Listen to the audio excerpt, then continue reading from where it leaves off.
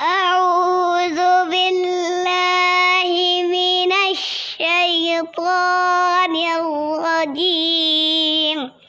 بسم الله الرحمن الرحيم.